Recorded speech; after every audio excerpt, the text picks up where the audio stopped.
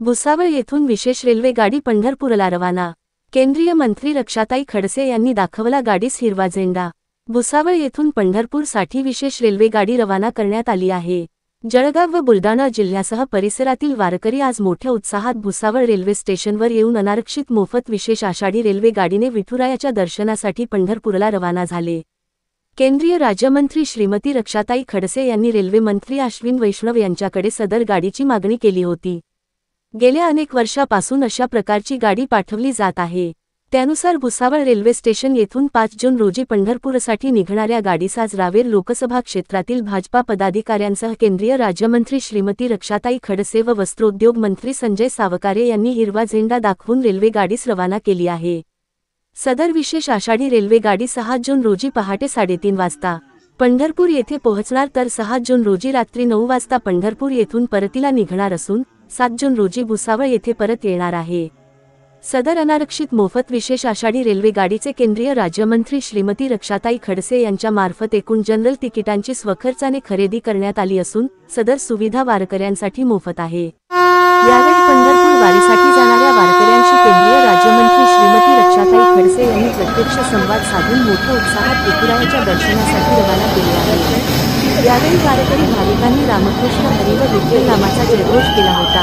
यावेळी केंद्रीय राज्यमंत्री श्रीमती रक्षाताई खडसे व वस्त्रोद्योग मंत्री संजय सावकारे यांच्यासह रेल्वे भुसावळ मंडळ व्यवस्थापक श्रीमती प्रीती पांडे, जिल्हाधिकारी आयुष प्रसाद तसेच महायुती व भाजप पदाधिकारी कार्यकर्ते सोबत उपस्थित होते।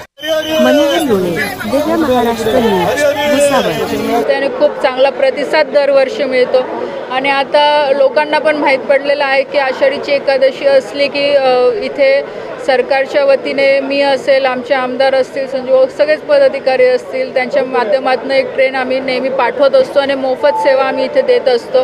खूप चांगला प्रतिसाद आहे कारण की प्रत्येकाची इच्छा असते की वर्षातनं एक वेळा तरी पंढरीची वारी झाली पाहिजे आणि असे बरेच लोक असतात की त्यांना जाणं पायी शक्य नसतं किंवा दुसरे काही व्यवस्था नसतात, म्हणून ह्या गाडीच्या माध्यमातून आज हजारोच्या संख्येने लोकांचे दरवर्षी दर्शन होते। याचा आनंद आहे कारण की बाकीच्या विकास कामांसोबत सामाजिक काम करणं हे आमचं एक कर्तव्य आहे, म्हणून हा एक प्रयत्न आमच्या सगळ्या पदाधिकाऱ्यांकडनं, भारतीय जनता पार्टीकडनं, सरकारकडनं, आज मी असेल, इथले आमचे आमदार संजय भाऊ असतील, सगळे पदाधिकारी असतील, आमच्या माध्यमातून हा प्रयत्न आहे आणि खूप चांगलं समाधान आम्हाला या माध्यमातून मिळतं। जो कोई यात्री है, जो वारकरी लोग हैं, उनके लिए क्या क्या सुविधा दी गई है?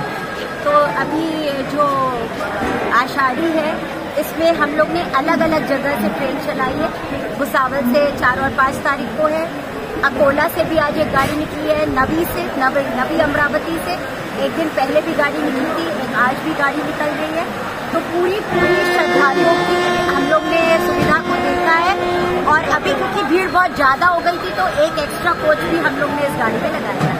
इससे पहले कितने कोच जाते थे और कैसा इनके लिए खाने पीने का इंतजाम वगैरह रेलवे की तरफ से किया गया है?